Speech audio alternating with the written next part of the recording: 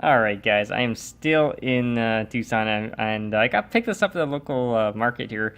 It's called Spindrift Sparkling Water, but it has real squeezed fruit, and that's kind of cool, I thought. I'm going to do a quick taste test for you. Those are the ingredients. Sugar-wise, it's only got 1 gram, so it's actually not that much. And it's got raspberry puree, raspberry juice, and fresh lime juice. So let's go do a quick taste test.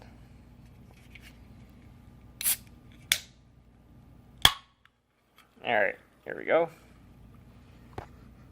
It smells pretty good.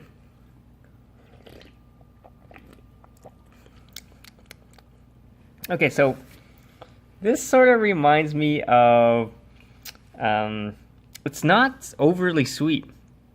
It's like bubbly or Fresca sparkling water, but it has a little bit more of a sweetness and more of a fruit taste to it, like a actual fruit juice inside it. It's very similar to, like, those old koala drinks that are carbonated. Very similar to that, but not as sweet. Alright guys, if you have any questions or comments, post below, subscribe to the channel.